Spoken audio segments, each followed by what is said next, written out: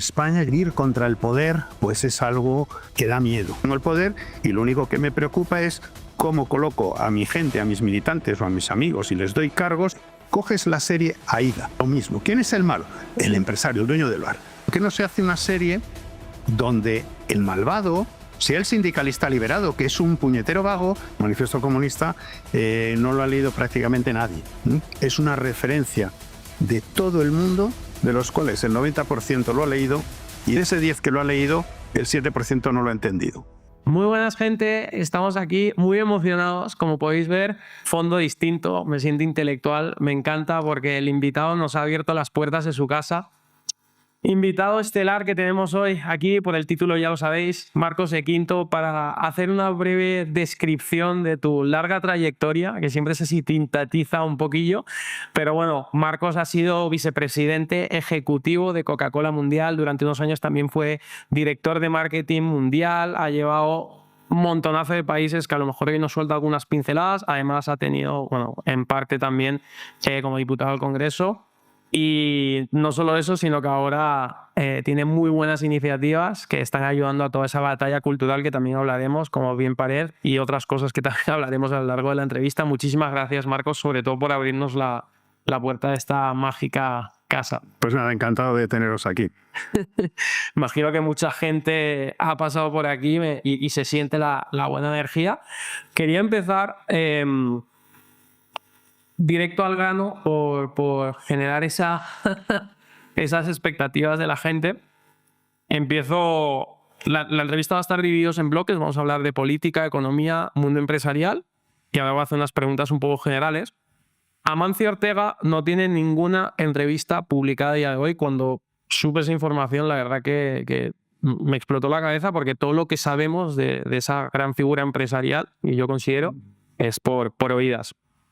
¿Qué te aporta a ti, Marcos, como un grandísimo y alto ejecutivo del máximo nivel, esta visibilidad? ¿Por qué haces lo que haces? ¿Y por qué también, por otro lado, crees que figuras como Amancio Ortega o otros muchos altos ejecutivos no han querido salir a la luz, digamos? Bueno, para empezar, hay una diferencia abismal entre lo que es un grandísimo empresario como Amancio Ortega o como Juan Roch, por ponerte un ejemplo, que son empresarios, y otro tema es ser un ejecutivo. Entonces, yo soy he sido un ejecutivo, yo de hecho no soy un ejecutivo, y cuando yo me retiro, yo no tengo ningún tipo de responsabilidad sobre ningún negocio. Entonces, soy una persona absolutamente libre. Pero gente como Amancio Ortega y como Juan Roch, aunque ellos dejen paso a ejecutivos, son propietarios de sus empresas, y yo creo que una razón importante es que en España hablar, decir lo que piensas, es muy arriesgado. Y si tienes una gran empresa como Mercadona detrás de ti o como Zara, pues lógicamente si Amancio Ortega o Juan Roch estuvieran en estos momentos diciendo lo que piensan, podría tener consecuencias para sus negocios, y yo no lo digo desde el punto de vista egoísta de ellos, pero también indirectamente para sus empleados, para sus trabajadores. Luego, ellos yo creo que tienen cierta prudencia dentro de lo que cabe, porque estar en estos momentos expuesto diciendo tus opiniones respecto a lo que sucede en el país, pues es un tema complicado. Yo desde ese punto de vista soy un privilegiado, porque al no tener la fortuna y el negocio que puede tener o Juan Roch o Amancio Ortega, soy libre. Yo no tengo detrás de empleados, no tengo tal, una pequeña empresa y tal, pero no puedo en estos momentos hacer algo que probablemente a lo mejor ellos les gustaría hacer, pero que no se lo pueden permitir. Que es decir que esto es un gobierno, por ejemplo, de sinvergüenzas, como estoy diciendo ahora. Y eso, al final, yo también, por otro lado, dices, ¿de qué te sirve tener una gran fortuna o unos grandes negocios si al final no puedes hacer una cosa tan satisfaciente como es poder decir que esto es un gobierno de gobiernos? Totalmente de acuerdo con todo lo que has dicho. estamos hablando de España como caso único y quiero saber tu opinión. Ya hablando de empresarios, que hemos visto la distinción, tenemos Elon Musk, por ejemplo, que es lo opuesto a todo esto. Elon Musk dice a veces incluso burradas en Twitter y en medios de comunicación. Se ha llegado hasta a fumar marihuana en podcast. Y aquí, por ejemplo, esa imagen, ¿cómo ves? Es un tema entonces Sí. de España a nivel cultural. Sí, no, pero ahí hay una diferencia grande, porque también en España, yo no sé si por nuestra historia, por tantos años, etcétera, el ir contra el poder, pues es algo que da miedo. Es decir, tú dices, te metes en estos momentos contra los poderes. Hay un libro interesante, el de Mario Conde, El Sistema, donde tú te pueden en cualquier momento machacar lo que es la conjunción, él decía, pues, del poder mediático, del poder político y del poder económico. Entonces, en España siempre el empresariado ha sido un empresariado muy prudente. No quiero utilizar la palabra cobarde, aunque en algunos casos podría ser cobarde, pero muy prudente porque sabían siempre que si uno se metía contra el poder, llevaba las de perder. Estados Unidos es un caso radicalmente distinto. Es decir, cualquier empresario, cualquier tal, puede litigar contra el Estado y es visto como un héroe. Es decir, es algo normal. Y el Estado no va a coger y hacer ninguna venganza contra alguien que ha litigado contra el Estado y que ha ganado por sus derechos. Entonces, desde el punto de vista de la sociedad, es una sociedad educada donde, oye, si siento que me están pisando mis derechos, a mí me da igual que quién sea mi vecino o que sea el Estado. Yo litigo contra ellos, oye, y si gano, perfecto, y el Estado pues lo acepta. Aquí tú litigas contra el Estado, como le pasó a Xavi Alonso, litigando contra la agencia tributaria, y bueno, creo que ha tenido que ganar 5 veces en el Supremo, porque este es un Estado de alguna manera mafioso, y es muy distinto. Y eso también hace que aquí la gente se lo piense 2 veces antes de hacer ese tipo de cosas. Totalmente. Hablando también de España, digamos, luego entraremos también más en tu trayectoria en el mundo empresarial. Has vivido en distintos continentes, en distintos países, has viajado alrededor del mundo y mi pregunta es ¿por qué has elegido asentarte en España, pudiendo tener, digamos, oportunidades de vivir en cualquier otra parte del mundo? Es un poco concepto el hombre en la arena de Roosevelt, de estar aquí para... Sí. o como... Bueno, yo tengo casas en otros sitios. Tengo casa en Nueva York, en Manhattan. Tengo casa en Lisboa, no en Elvas, en Lisboa. Mi mujer es brasileña, neoyorquina, pero brasileña de origen. Y entonces, pues bueno, pues hemos vivido en distintos sitios y he vivido en Asia también, en otros. Yo, para empezar, el país, y no lo digo por ser español, pero lo dice incluso gente que no es española, que uno de los mejores países para vivir es España, o era España. Y una de las cosas por las cuales yo estoy aquí es que cuando vivía en el extranjero, hubo un momento en que Albert Rivera me llamó, yo ya me había retirado, me llamó para entrar en política y le dije que sí. Y entonces en 2019 me vine a España con todo el desastre financiero y tal que me suponía, primero, dejar todo, consejos de administración, dejar absolutamente todo tipo de ocupación y recibir el sueldo de diputado, que era mi única fuente de ingresos en ese sentido, por trabajo, y volver aquí a España con una repercusión fiscal que me perjudicaba, pero que a mí me interesaba hacer algo por mi país. Y como yo no quiero que la España en la que yo creo la estropeen, porque tengo una hija de 5 años y quiero que cuando sea mayor sea capaz de disfrutarla, pues entonces pues me he venido para luchar por esa España. Yo no quiero que cuando sea mayor me diga, oye papá, cuando estaban destrozando España, ¿tú qué hacías? Y yo digo, pues mira, estábamos en Turks Caicos o teníamos una casa en las Islas Fiji y mira qué bien nos lo pasábamos.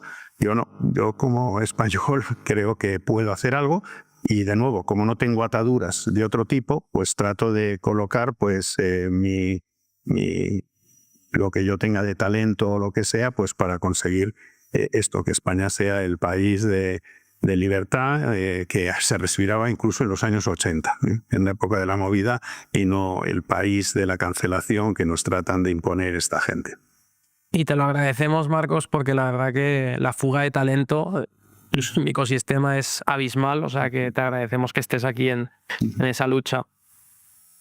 Si España fuese dirigida como una empresa, iríamos mejor. Si tú, por ejemplo, has dirigido equipos de miles de personas, ¿no? ¿Tú crees que un gobierno se puede llegar a dirigir como si fuese una empresa? Vamos a ver, es que gestionar como si fuera una empresa sería lo mejor que nos podría pasar.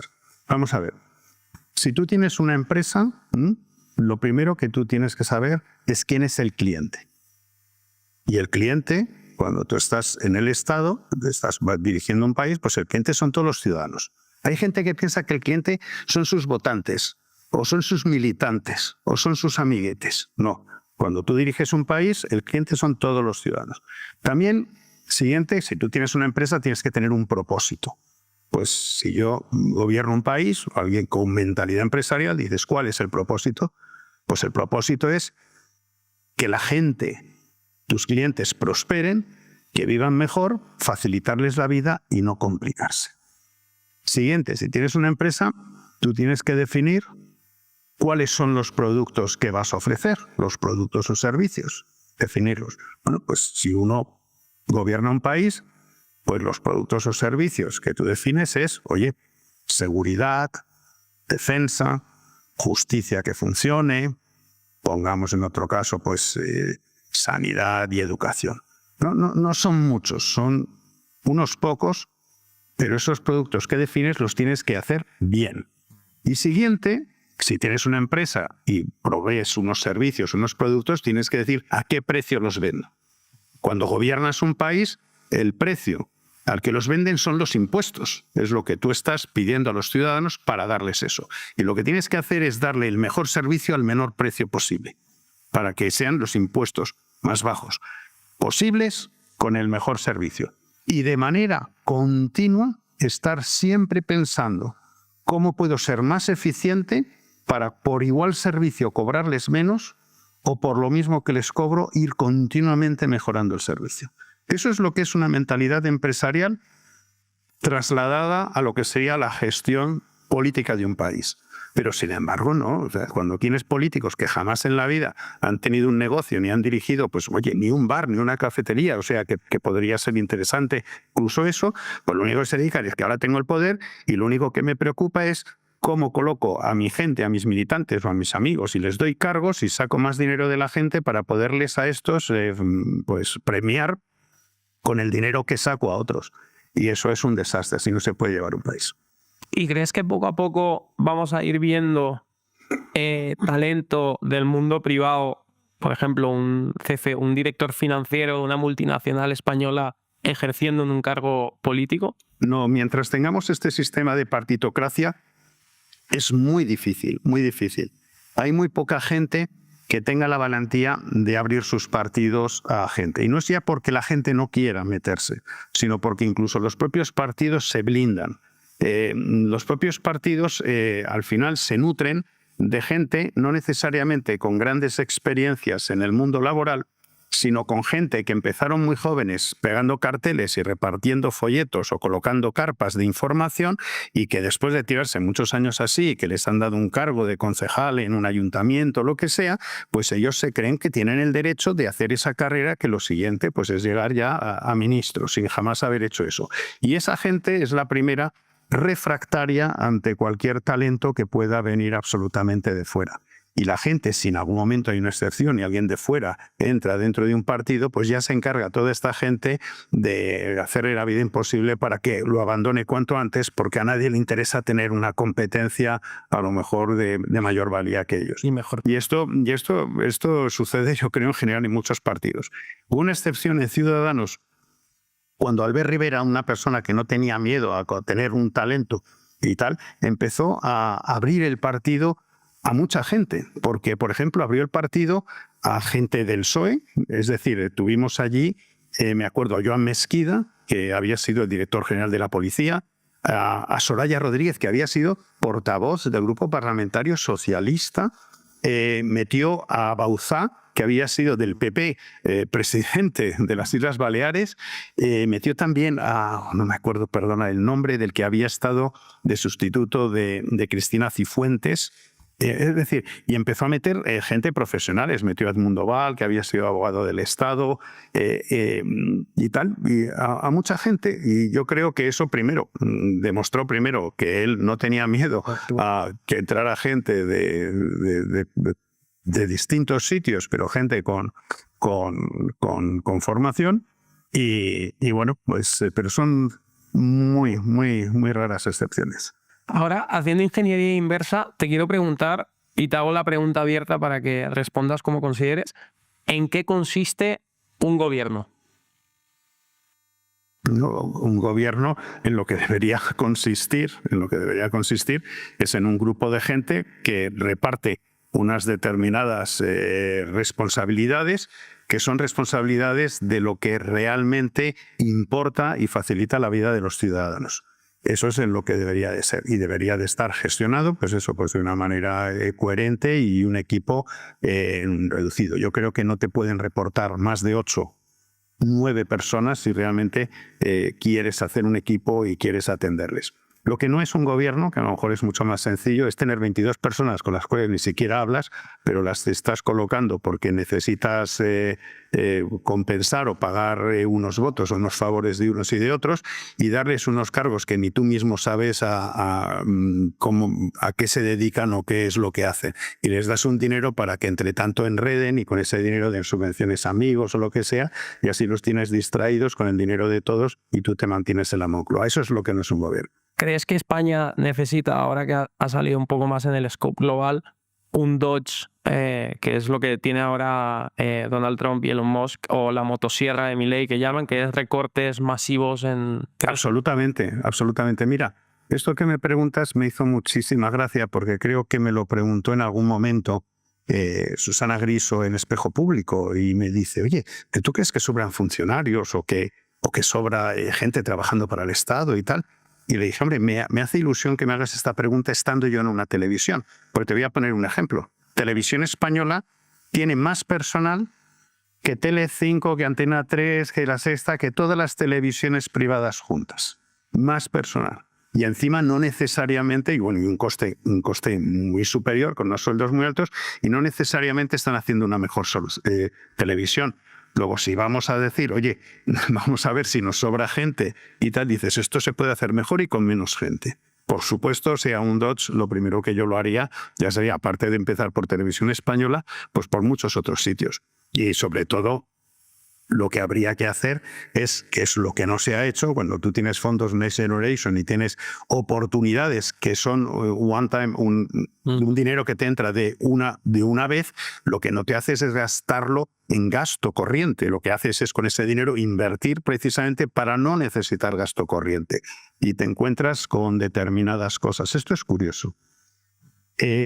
El capitalismo, básicamente, lo que cree es en la propiedad privada, en la defensa y en la seguridad. Entonces, para prosperar, tú lo que necesitas, oye, pues que haya un ejército, que haya una policía que mantenga esa seguridad, esa propiedad privada, y por otro lado, que haya una justicia que funcione para dirimir cualquier tipo de conflicto. El socialismo, por su parte, no se basa en la generación de riqueza, se basa en el reparto de la riqueza, pese a que eso consiga ralentizar la generación.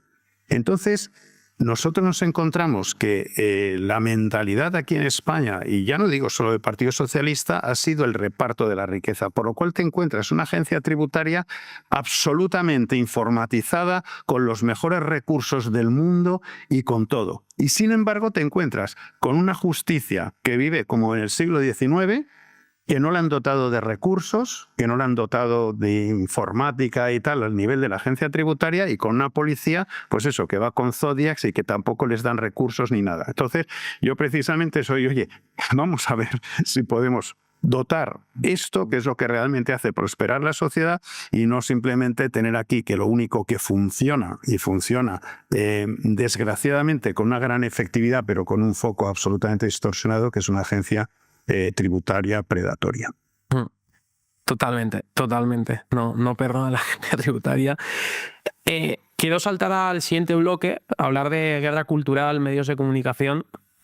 por lo que he podido leer y en entrevistas has contado un poco que estás declarado hacia la guerra cultural. Entonces, para la gente que desconozca, que creo que esto trasciende mucho más a partidos políticos, mucho más a ideologías incluso. Entonces, si nos puedes contar qué es esa batalla o guerra cultural y por qué. Sí, mira, el problema, como diría Milei, España está infectada de socialismo. Cuando digo infectada de socialismo es porque la mentalidad socialista traspasa lo que es los votantes y los militantes socialistas, porque también tenemos una derecha que inconscientemente en muchos casos están impregnadas también de ese socialismo. ¿Y cómo eso se ha conseguido? Bueno, esto es Gramsci. Para ser breve, básicamente, pues el comunismo al principio, pues oye, se trataba de imponer a través de la lucha violenta, de la revolución armada. Lenin, pues oye, mató a mucha gente para imponer el comunismo. Afortunadamente, y murió pronto, no pudo matar a muchos más, pero le sucedió Stalin, el cual sí vivió bastante y tuvo más ocasión de matar a mucha más gente. Pero llegó un momento, en mediados de los años 30, que Antonio Gramsci, comunista italiano, de alguna manera, en sus cartas desde la cárcel y tal, le da un poquito de vuelta a esto. Y dice, bueno, la manera más segura de instaurar el comunismo es a través del concepto de la hegemonía cultural. Y entonces lo que tenemos que hacer es infiltrarnos en los medios de comunicación, en la enseñanza y en las universidades, y en el mundo de la cultura y tal, porque si controlamos esos tres mundos, esas tres esferas, vamos de alguna manera a que la gente piense de determinada manera. Entonces, esto lo han hecho muy bien, y lo han hecho muy bien de manera que tanto la gente de izquierdas como de derechas, pues tiene de alguna manera unos estereotipos que han sido creados precisamente de esta manera. Yo pongo un ejemplo, lo he puesto en algunas ocasiones, donde, por ejemplo, en España, el empresario es visto como un ser malévolo, de alguna manera, o una persona egoísta que quiere solamente su bien y que es bastante insolidario y tal. Entonces hay cierto recelo hacia el empresario. Pero eso sucede en el Partido Socialista y también en el PP. Y si tú tienes en el Partido Socialista un diputado que es inspector de Hacienda, piensa que al empresario hay que vigilarle, y si tienes un inspector de Hacienda dentro de los escaños del Partido Popular, piensa también lo mismo. Nadie piensa que al que hay que vigilar es a un sindicalista liberal. ¿Y esto cómo se produce? ¿Cómo se produce? Pues cuando de repente empiezas a pensar ¿qué me han ido metiendo históricamente en la cabeza? A mí, yo llevo ya muchos años aquí. Y entonces es un conjunto de cosas, no son discursos ni son artículos sesudos en los periódicos. Muchas veces es el tema del entretenimiento. Yo desde pequeño veía los chistes de Chumíchumez y tal y cual, siempre ponías al empresario un tío gordo con gafas negras y siempre el trabajador era un tío desvalido, escuálido y tal. Entonces todo eso no es una vez, es una, otra. Te van generando ese estereotipo. Y luego, cuando ves series de televisión, como la que se avecina, ¿quién es el malvado? El empresario. El empresario es Tomás Recio, que es el pescadero. Porque en ese personaje se mete todo lo negativo. Machista, insolidario, egoísta, solo busca lo suyo, explota a un pobrecito sudamericano y tal. ¿Ves esto? Que es muy gracioso, te entra directamente al cerebelo y tú no te das cuenta de que te están generando un estereotipo. Pero eso es Gramsci, absolutamente. Coges la serie Aída. Lo mismo. ¿Quién es el malo? El empresario, el dueño del bar. Entonces, el dueño del bar, bigotito fascista y tal. Entonces, todos esos estereotipos te los van construyendo. Esa es la hegemonía cultural. Pero es que además lo hacen productoras de derechas, porque ya se ha acostumbrado a la gente a que eso es lo que tiene que ser. Cuando realmente tú dices, ¿por qué no se hace una serie donde el malvado sea el sindicalista liberado, que es un puñetero vago y que encima viene una pandemia y no se va al hospital porque como él no tiene obligación de ir al hospital y cuando caen sus compañeros como moscas, pues él está ahí fumándose un puro? O un funcionario vago que es que trata mal a la gente y que además hoy se escaquea todo lo que puede. Esos personajes existen, pero nadie se atreve a hacer una serie así. Todas las series son para crear el mismo estereotipo y lo hacen derechas e izquierdas. Eso es lo que es la hegemonía cultural de la izquierda. Hay que luchar contra eso. Y se lucha contra eso primero identificando cada vez que te están vendiendo ese mensaje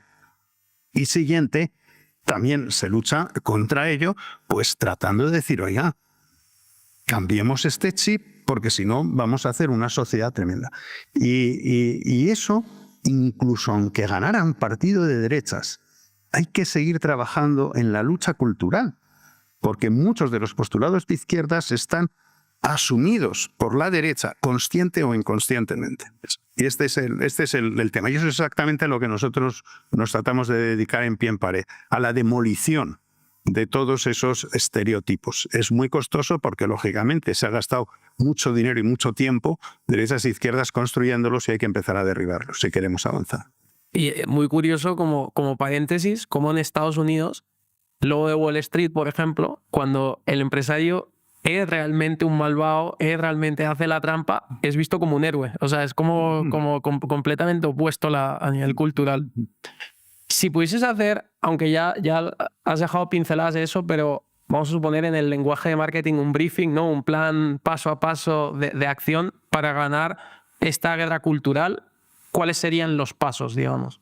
Bueno, a grandes rasgos, obviamente. Bueno, hay gente muy comprometida que está metido en esto, ¿eh? Y tienes gente, bueno, dentro de nuestra junta directiva, dentro de Pie en Pared, pues aparte de Esperanza Aguirre, de Dani Lacalle, de Juan Carlos Girauta, de Alfredo Timmermans, yo qué sé, de Mario Noya, de Luis del Pino, de Alicia Delibes, José María Rojas, Cristina Casabón. Tenemos un montón de gente que está comprometida en esto. Lo único que se necesitan son más amplificadores. Se necesita más acceso al mainstream media. Se necesita, y realmente eso es lo que no hay. Porque tú tienes en estos momentos, primero, todo un sistema mediático de izquierdas, otro perteneciente al Estado que está siendo utilizado por la izquierda, y aquellos medios que pudieras pensar, digo de mainstream, que pudieras pensar que son de derechas, como viven de la subvención del Estado, pues realmente también de alguna manera no están dedicados a esto.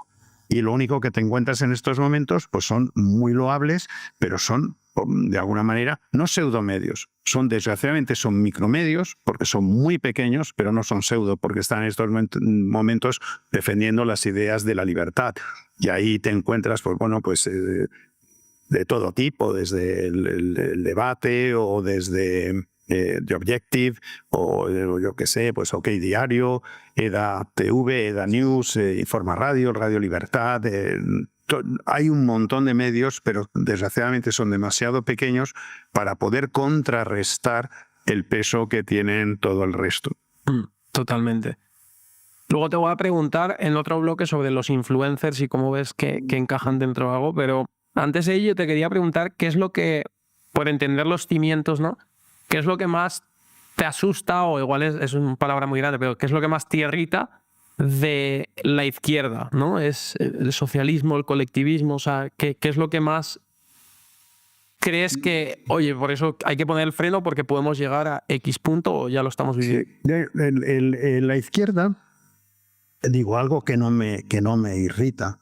La izquierda es que hay mucha gente desinformada. Hay mucha gente que cree que las cosas que está haciendo son lo correcto. Son gente que pertenecen a la izquierda, pues a lo mejor de una manera demasiado naif. Y bueno, pues yo en ese sentido pues no me irrita. Yo creo que hay mucha gente equivocada a la cual pues hay que explicarle las cosas. Lo que me irrita es de gente que son de izquierdas, pero yo creo que ya ni son de izquierdas, que son golfos, que han utilizado el tema de la izquierda precisamente para vivir, para ser vividores de ello. Y han vivido muy bien de esa izquierda. Yo recuerdo cuando yo era pequeño, la gente del Partido Comunista en la clandestinidad. Y había gente como Armando López Salinas, como Pilar Bravo. Por cierto, ellos fueron los que fueron con la documentación para pedir la legalización del Partido Comunista. Estaba Antonio Ferres, estaba Luis Lucio Lobato, que había pasado 27 años en la cárcel. Digo, lo que era la gente del Partido Comunista. Y esa gente, cuando ya viene la transición y ya viene la legalización, esa gente desapareció y murió muchos de ellos con una vida muy modesta. Sin embargo, el comunismo que de repente hemos vivido de gente como Víctor Manuel, digo por ponerte un ejemplo, pues en la época donde esta gente a la que me he referido se jugaba el tipo, Víctor Manuel hacía canciones a Franco. Y cualquiera puede entrar en estos momentos en internet y ver las canciones loando a Franco de Víctor Manuel. Cuando ya no era peligroso estar en el Partido Comunista, pues Víctor Manuel en estos momentos pues ha vivido de comunista beneficiándose de un montón de cosas, porque entonces ser comunista ya no era un problema, sino todo lo contrario, era una garantía para poder desarrollar una carrera exitosa. Eso es lo que a mí, cuando dices que no me gusta desde la izquierda, lo que me gusta son todos los aprovechados que han vivido a costa de la buena voluntad de muchos engañados. Totalmente. Desde un punto de vista de marketing, por juntar ambos mundos, ¿qué partido político crees que lo ha hecho o lo está haciendo mejor? Yo soy bastante escéptico respecto al funcionamiento de los partidos políticos. Es decir, ¿qué es hacerlo mejor? Sánchez lo está haciendo muy bien para él, no para España, porque la desvergüenza que tiene y la caradura que tiene, pues le está permitiendo que siga manejando un presupuesto tremendo y encima manejando unos presupuestos que vienen de Europa y sin merecérselo y destruyendo España. Entonces, oye, si su objetivo era este, respecto al objetivo que él se ha propuesto, él lo está haciendo muy bien. El tema es que esto es un desastre para España. Por otro lado, pues yo creo que el Partido Popular le veo como un partido absolutamente flojo. Es decir, hay momentos en la vida en que uno se enfrenta a navajeros. Y cuando uno se enfrenta a navajeros, no puedes ser lo que en Estados Unidos se llama popcorn throwers, que matar al otro tirándole palomitas de maíz. O sea, dice, bueno, es que esto es una estupidez. Y si usted no sabe defenderse, si no es tirándole palomitas de maíz, pues ya ponga delante de su formación a alguien que sí tenga en estos momentos, oye, los redaños para poderse enfrentar a esta gentuza. Y tal. En Vox está ahí, tiene un porcentaje de voto que, a diferencia de otros partidos de su esfera en Europa, pues no es alto. Es decir, hay otros partidos que lo tienen, pero todos los partidos en general, como funcionan, que es con listas cerradas, etcétera, yo creo que se tiene que replantear de alguna manera un poco la democracia en España para poderla hacer, conectarla mucho más con la gente. Y en este sentido yo creo que el sistema de partidos en sí mismo es un problema en España tal y como está concebido. Está la izquierda, algo que está saliendo últimamente más a la luz, es que la izquierda está mucho más organizada en sus mensajes a nivel medios de comunicación, redes sociales, etc. Y parece que la derecha, por simplificar, está mucho más descoordinada. Unos van por un lado, otros van por otro, uno le dice a uno una cosa y ya está. Entonces, ¿cómo ves esa desorganización y crees que está influyendo negativamente a...? Primero, cuando hablas del bloque de la izquierda, yo no me gusta llamar el bloque de la izquierda, es el bloque del Frente Popular. ¿Por qué te digo esto? Porque dentro de ese bloque hay dos partidos que no son nada de izquierdas, que es el PNV y que es Junts. ¿Vale? Entonces, no es un bloque de izquierdas, es el bloque del Frente Popular, que es básicamente el mismo bloque que en el 36 luchó contra la República, porque ellos se cargaron la República. Unos por una razón, porque eran separatistas, les interesaba cargarse la República, y otros, liderados por el PSOE, porque declaraciones de largo caballero no creían en una república burguesa, sino lo que querían era la dictadura del proletariado. Y de hecho su bandera ni siquiera era la republicana, sino la bandera roja. También son declaraciones de largo caballero en el diario El Socialista, que la gente debería entender. Entonces, lo que tenemos es un bloque del Frente Popular, que ese bloque en lo que está interesado primero es en cargarse España y en sacar todo el dinero posible y repartírselo para sus chiringuitos, para sus asociaciones y para sus privilegios. Y entonces eso une mucho. Y entonces estos tienen simplemente una bandera, que es que viene la extrema derecha y la extrema derecha, que viene la extrema derecha, y en la extrema derecha ya meten hasta el PP y a Vox y todo eso. Y entonces les funciona muy bien. Y en el otro lado tenemos a un PP que cuando estos dicen que viene la extrema derecha y que la extrema derecha es muy mala, pues va el PP y asiente y dice, sí, son muy malos. Y dices, pero bueno, que en el otro bloque está metido Bildu, que en el otro bloque hay condenados por terrorismo, que en el otro bloque hay condenados por sedición, que en el otro bloque están ladrones condenados por corrupción y que al señor Abascal ni ha amenazado a nadie, ni ha secuestrado a nadie, ni ha tenido ningún juicio por corrupción, ni nada. Pero, sin embargo, el Partido Popular, hegemonía cultural de nuevo, pues dice, bueno, sí, efectivamente, son muy malos. Y dice, ¿cómo puede haber unión? Y luego, por otro lado, ¿cómo puede haber unión si el Partido Popular está de acuerdo con el PSOE en muchísimas cosas, en prácticamente todas importantes? El Partido Popular está de acuerdo en la Agenda 2030, al igual que el PSOE, y la defienden aquí y en Bruselas. El Partido Popular está de acuerdo en legalizar 500.000 de inmigrantes ilegales, al igual que el PSOE, que era una propuesta, y ambos están de acuerdo cuando muchos de esos han roto sus pasaportes y desconocemos sus antecedentes penales. Los dos están de acuerdo en la ley de memoria democrática, que impide que se puedan decir cosas como la que te he comentado, que Largo Caballero era un asesino, y que había checas, y que para Cuellos del Jarama se estaba prohibido porque como ya entra la ley de memoria histórica desde el 18 de julio del 36 hasta el 78, pues entonces parece ser, pues lo hizo el PSOE. Las juventudes socialistas estaban. Entonces, y están de acuerdo ambos. Entonces, claro, dices, bueno, no es que la derecha esté separada, es que en tanto el Partido Popular es socialdemócrata, pues a lo mejor es que está más cercano al PSOE que a un partido conservador en el término norteamericano. ¿De bueno? Totalmente. Estás metido en el mundo de los medios de comunicación desde hace tiempo, ahora más prácticamente estos últimos años.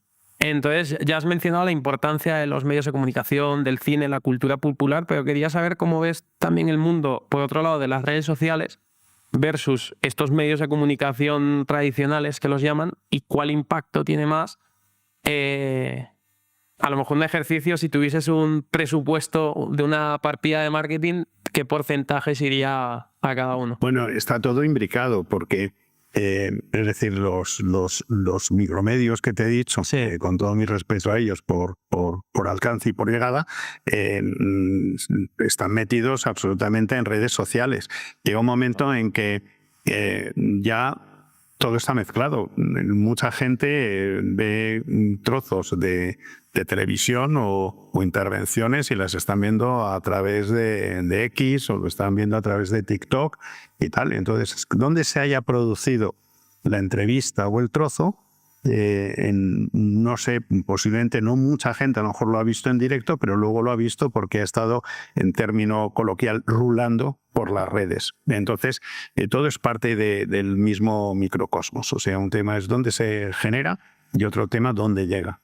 Porque yo puedo tener una intervención en Espejo Público, en Antena 3 y tal, pero todos mis amigos cuando me lo están diciendo, uy, que te vi y tal, pero me han visto en X o me han visto tal, porque esa por la mañana estaban trabajando y no habían visto nada. Y también lo mismo, o sea, alguna cosa que se puede haber generado en las redes, posteriormente sale luego en la televisión porque lo han recogido ahí. Luego yo creo que ahora es muy complicado de decir. El tema es la influencia que generan determinadas personas independientemente de por dónde las vea cada uno. Totalmente. Ahora, en un pequeño bloque de marketing y comunicación, como he contado antes, has sido vicepresidente ejecutivo mundial de Coca-Cola, que se dice poco. ¿Qué lecciones de marketing crees que pueden aplicarse a una empresa pequeña, grande, mediana, partidos políticos? ¿Hay algunos cimientos, unos pilares que son inamovibles para tener éxito en esa Pues es que el marketing es muy amplio. A veces se confunde el marketing con comunicación. Comunicación es ya uno de los últimos eslabones dentro de todo lo que es un proceso de marketing. Marketing desde la investigación de mercados, desde el desarrollo de la estrategia, desde las fijaciones de canales de distribución, precio y tal, coge muchísimas cosas. Lo que pasa es que muchas veces la gente al final lo que ve en la guinda encima del pastel pues es un anuncio o es una estrategia de comunicación. Y eso. Pero bueno, lo que sí, dentro de estrategia de comunicación, una cosa que siempre ha existido y que siempre existirá es el relato, es el storytelling. Eso es lo que funciona, es contar historias. Pero antes de contar una historia, tú tienes que haber visto toda la estrategia de qué historia más o menos es lo que cuentas. Y eso es independientemente, absolutamente independiente de la tecnología y de las demás cosas. Es decir, Jesucristo, para vender su doctrina, entre comillas, utilizaba historias, parábolas. Los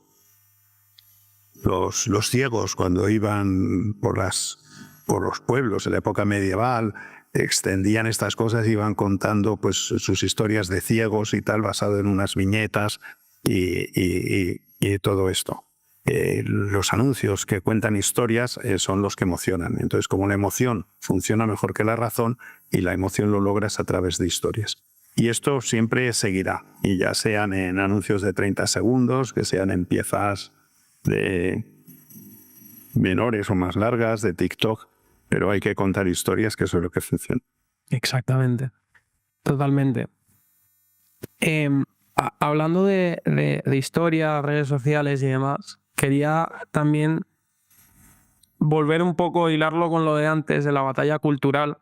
¿Qué tipo de perfiles son más necesarios hoy en día? ¿Son intelectuales? ¿Son para ganar la batalla cultural? ¿Son políticos? ¿Son celebridades? ¿Y qué tipo de historias tienen que contar, no? Mira, eso es uno de los temas que cuando creamos inicialmente Pie en Pared, que estábamos ahí, Juan Carlos Girauta y yo, sí. Nos interesó mucho, porque el tema es que la parte intelectual es absolutamente necesaria para combatir en estos momentos la hegemonía cultural de la izquierda. El problema es que si te quedas en esa parte, a la hora de transmitir las cosas a la gente se puede perder. Entonces se necesita, por decirlo así, dos caras de la misma moneda. Es decir, todo el trabajo intelectual más todo el trabajo de marketing de transferir esto a la sociedad de manera que se entienda. Y hay una cosa de la que Juan Carlos y yo, que hemos hecho muchas conferencias juntos, que Juan Carlos se reía mucho, porque cuando él hablaba de Ernesto Laclau y hablaba de todo el tema de las causas, cómo se hilaban las causas y tal, llegaba un momento en que lo complejizaba y yo no sé si quedaba muy claro en la audiencia. Y entonces, pues yo de repente digo, mira, esto es la brocheta. Y entonces cuando yo le llamo a lo de Ernesto Laclau, la teoría de la brocheta, y entonces la gente lo entendía fabulosamente. Porque digo, todas las causitas que en estos momentos la izquierda se ha apropiado y no son causas que le debieran de pertenecer, como puede ser pues todo el LGTBI, todo el tema trans, todo el feminismo tradicional, todo el tema de medioambiental, todas estas cosas son como los elementos que vienen dentro de la brocheta. Pero muchas de ellas se dan de tortas entre sí mismas. El feminismo tradicional y todo esto, el tema trans, el LGTBI, se pegan de tortas. Y la brocheta es lo mismo, porque tienes la piña, el cordero, el pollo, etc. Lo que pasa es que lo unen con un pincho, que es el anticapitalismo. Y entonces todas estas cosas son culpa del capitalismo. Y entonces efectivamente tú dices, oye, que están oprimidos los LGTBI, bueno, pues es el heteropatriarcado. Que el planeta no sé qué, pues bueno, pues es el capitalismo. Y eso es lo que les une. Entonces, al final, la gente entiende estas cosas, conceptos que al final son complejos, cuando tú los puedes llevar a través de una imagen o de una metáfora. Entonces, respecto a tu tema, ¿cómo luchar contra la hegemonía cultural de la izquierda? Necesitas primero todo esto, todo lo que es todo el trabajo intelectual, pero luego necesitas ver cómo estas cosas las comunicas.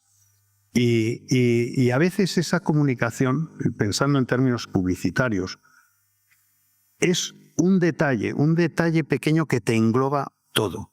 Te voy a poner un ejemplo. Había un anuncio, yo creo que era de Baccarat, de los primeros de la historia de la publicidad en Madison Avenue, que era sobre Rolls-Royce. Y el anuncio iba a un pequeño detalle. era ver el reloj del salpicadero, reloj de cuarzo del salpicadero del Rolls-Royce, y decía el anuncio, a 130 kilómetros por hora, el único sonido en el cubículo es el tic-tac de este reloj de cuarzo. Entonces, con esa tontería, que es un detalle, te está dando la imagen de la perfección que tiene un vehículo. No te iba a hablar del motor ni de la potencia de nada, pero esa imagen de perfección la hacía cogido en detalle. Pues, por ejemplo, cuando se estaba hablando del cambio climático, una de las cosas que a mí me interesaba más fue que apareció en una revista que había un glaciar en Suiza que se estaba derritiendo y había aparecido debajo una calzada romana. Lo cual quiere decir que en la época de los romanos no había ese glaciar. Eso es el reloj del anuncio de tal. Tú diciendo, mira, cambio climático, hay un glaciar que se derrite, sí, sabes, apareció una casa y tenía ese anuncio. Entonces, eso ya te explica muchísimas cosas sin necesidad de meterte. Pero sí es importante tener todo lo que es el trabajo intelectual, pero luego al final, cuáles son cosas que me sirven para comunicar un concepto de manera fácil. Y luego yo ya puedo desarrollar. Y esas cosas, por ponerlo y bajarlo a la práctica, que obviamente pues, es especulación, pero por ejemplo, algo que ha tenido mucha trascendencia, el Manifiesto Comunista de Karl Marx, que muchísimos políticos de izquierdas o digamos de tal se han basado en cimientos no de esto. ¿Crees que un libro puede llegar a tener una trascendencia significativa ahora del lado de la oposición o es una película? O sea, es ese último filtro que puede ser. Mira, no, yo muchos de los libros los veo a veces como munición. Pero, por ejemplo, hablabas del Manifiesto Comunista. El Manifiesto Comunista no lo ha leído prácticamente nadie. Es una referencia de todo el mundo, de los cuales el 90% lo ha leído, y de ese 10 no lo ha leído, y de ese 10 que lo ha leído, el 7% no lo ha entendido. Pero se utiliza como un comodín, ¿no? Y el Manifiesto Comunista y tal, y estas cosas. Pero básicamente eso. Además, eso es un libro que es infumable y además equivocado. Pero, por ejemplo, yo tengo aquí en esta librería, sobre todo el tema de Segunda República, etcétera y tal, todo lo que te puedas imaginar. Todos esos libros son una munición, pero todos esos libros es imposible que la gente los vaya a leer. Lo efectivo va a ser un documental que vamos a sacar ahora, que vamos trabajando 8 meses en él, y es un documental sobre la verdadera historia y participación del Partido Socialista desde 1931 al 36. Y eso sí va a salir y posiblemente mucha gente se vaya a abrir los ojos respecto a muchas cosas y entonces probablemente algunos de ellos pues vaya a comprar un libro pues para coger y ampliar a lo mejor más el conocimiento. Pero al final, si quieres hacer un impacto, tienes que tener esa parte de la comunicación. Por lo cual, dentro de esto, Pie en Pared, nosotros no nos denominamos un think tank, somos un think tank, pero somos también un act tank. Tenemos gente que escribe libros muy meritorios y, por ejemplo, pues bueno, Julián de Mendoza pues, tiene unos libros sobre José Calvo Sotelo, que es espectacular, Pío Mola tiene también unos libros divulgativos espectaculares, pero al final el comprimir todo esto en un documental que ponga el tema sobre la mesa se tiene que hacer de otra manera. Totalmente. Enhorabuena por eso y creo que tienes toda la razón porque en mi experiencia personal ha sido efectivamente un embudo en donde empiezo en la superficie y mientras más profundizando ya vas aprendiendo, leyendo más sobre intelectuales y hay pocas figuras como la tuya que creo que tienes ambos mundos, que tienes esa visibilidad y esa autoridad y ese intelecto. Claro, yo en eso de Pie en Pared, la parte intelectual la pone Juan Carlos Girauta y yo, por supuesto, le admiro muchísimo, pero la parte más marketingiana, para poder traducir esa parte intelectual de manera que sea digerible para grandes grupos, pues ahí pongo yo un poquito mi granito. Bueno, y felicidades a todo el equipo de Pie en Pared. Hablando de libros, y habrás leído mucho, ¿crees que lo que funciona en la teoría funciona en la práctica? Es que me ha hecho mucha gracia porque me acabas de recordar una anécdota que la tenía olvidada de un compañero alemán que trabaja en investigación de mercados investigación de mercados en Coca-Cola. hizo lo contrario, es decir, era un tío pero absolutamente sesudo y tal, y muy bueno en investigaciones de mercados. Yo soy económetra, me encanta todo el tema de estadística y de investigación de mercados, y entonces le estuve demostrando que una cosa que él decía y aseguraba que no era así y no funcionaba así. Y llegó un momento en que me dice la siguiente frase: vale, Marcos, me has convencido que es así como funciona en la práctica, pero ¿funcionará así en la teoría? Y esto fue su frase, fue totalmente lo contrario. Me gusta eso. Sin poner muchos nombres y por cerrar ya este bloque y ahora ya nos queda ya la última parte. Referenciando a el poema del hombre en la arena de Theodore Roosevelt, llega un punto que puedes llegar incluso a sentir respetos. Voy a poner muchos nombres como ejemplo: Pablo Iglesias, Pedro Sánchez, o sea, todo este colectivo, digamos. ¿Hay un respeto hacia lo que ellos están haciendo desde un lado empático de están luchando por estar? ¿O cómo ves esa relación? No, que están luchando, claro que están luchando, pero el tema es si su lucha es digna o no. Es decir, Pablo Iglesias, el fundador del PSOE, pues no me merece ningún tipo de respeto, y Pablo Iglesias, el nuevo, es un cara dura que ha estado diciendo un montón de cosas y luego comportándose de otras maneras. Y él está luchando pues para maravillar a sus alumnas, para pasárselo muy bien en la vida, y luego pues tal. Y entonces pues bueno, pues ha estado luchando por él mismo. Pedro Sánchez ha luchado por lo único que respeto de él es que, porque cada vez eso se va diluyendo más, que es el creer en la familia. Y él sí que cree en la familia, diría más en la familia. Porque lógicamente tiene ahí el hermano, a la mujer y tal, y todo lo que puedan arramblar para la familia, pues oye, pues fenomenal, es lo único, pues un hombre familiar, pero en el mal sentido. Pues tampoco, es decir, no me merecen absolutamente, pero ningún respeto. Son como la escena de Viridiana, donde todos los mendigos al final, oye, pues llegan ahí al banquete y se ponen ciegos. Y estos están poniéndose ciegos, tendrán que explicar qué hacen en República Dominicana. Y el problema es que con el tiempo, pues posiblemente nos enteraremos que con eso de que es para educación y sanidad, que se han llevado para saco un montón de dinero toda esta gente, y eso es una vergüenza. Totalmente. Ahora voy a ir con un bloque de preguntas rápidas sobre economía y política. Lo voy a sintetizar. ¿Cuál sería para ti una España utópica? Y puedes extenderte si quieres entrar. Aquí he sacado pinceladas de lo que se escucha mucho en los medios últimamente, que es la brecha salarial, desigualdad, problemas de vivienda, pensiones, que también ha salido mucho. Pero ¿cuáles serían las soluciones para llegar a ese país utópico y cómo sería? Hombre, es que lo de las soluciones es uno de los temas más fáciles. Yo lo tengo más que dicho. Yo sabes que era portavoz económico de Ciudadanos. Entonces, el crecimiento es lo que cura todo, prácticamente todo. Es decir, el crecimiento soluciona todo. Si creces, hay más demanda de trabajo, por lo cual hay menos paro. Como hay menos paro, oye, pues hay menos necesidades de pagar subsidios. La caja de la seguridad social aumenta. Es decir, tú tienes que crecer. Siguiente cosa. ¿Cómo se crece? Con inversión, ¿no? Muy fácil, con inversión. Entonces, hay que favorecer la inversión. Y para favorecer la inversión es un tema muy sencillo. Si tú o un extranjero tiene la oportunidad de invertir en España, o de invertir en Portugal, o de invertir en Marruecos, o de invertir en Estados Unidos, ¿qué te va a hacer poner el dinero en España y no ponerlo en los otros sitios? Y ahora yo te hago una lista de cosas. Que haya seguridad jurídica. Que no te cambien las normas, tal. Predecibilidad jurídica.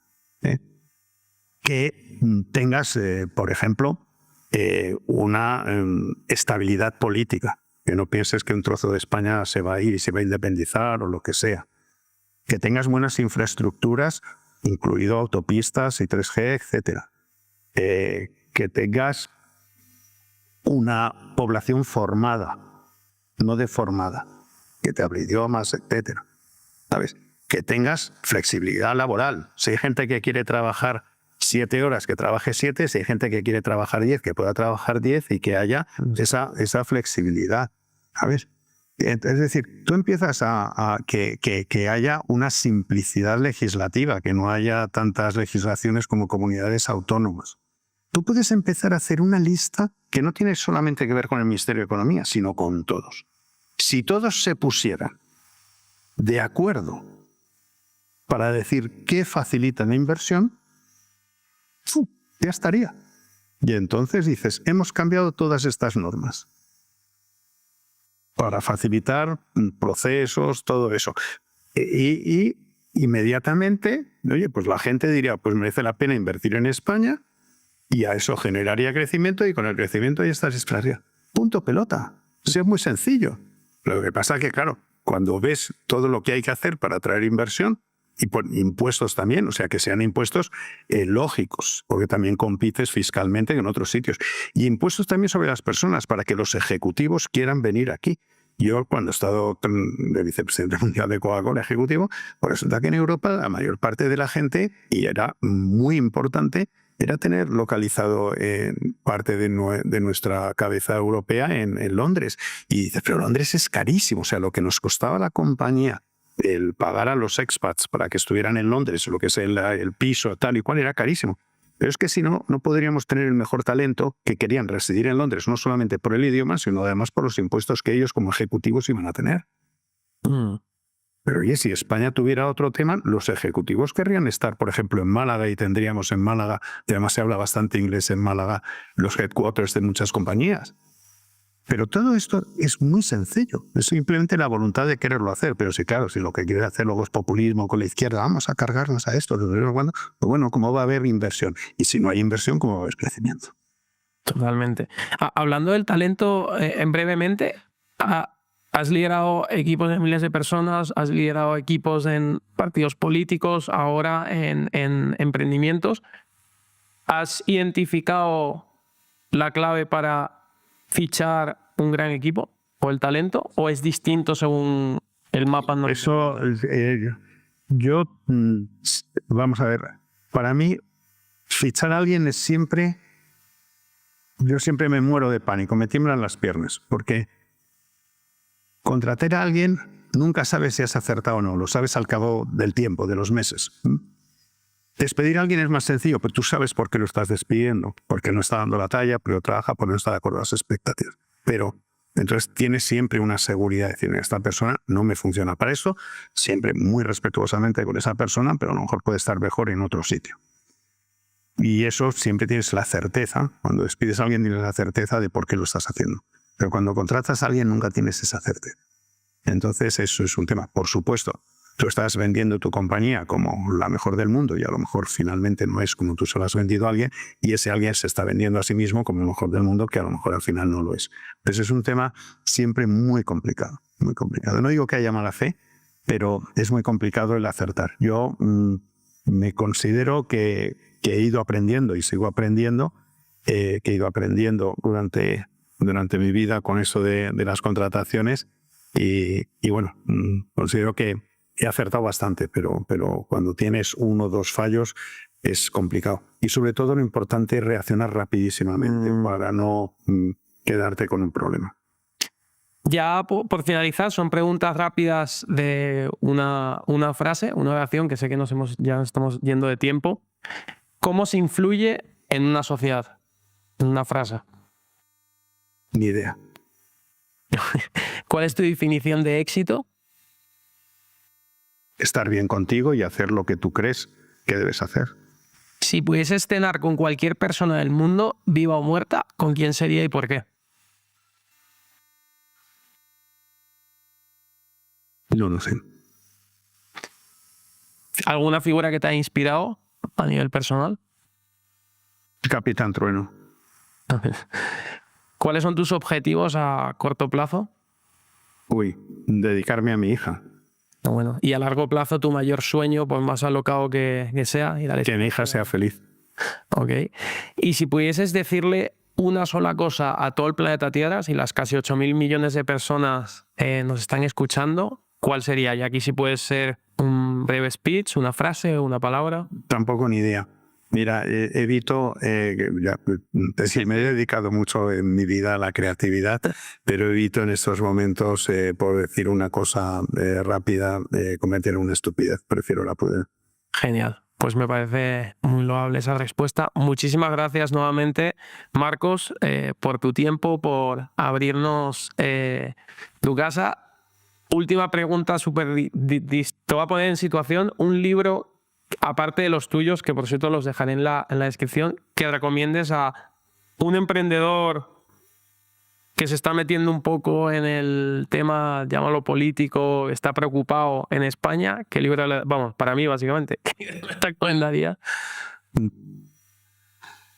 Pues también Son tantos que... para entender la política, yo combato a la izquierda y yo los libros que leo generalmente son de izquierda para ese combate.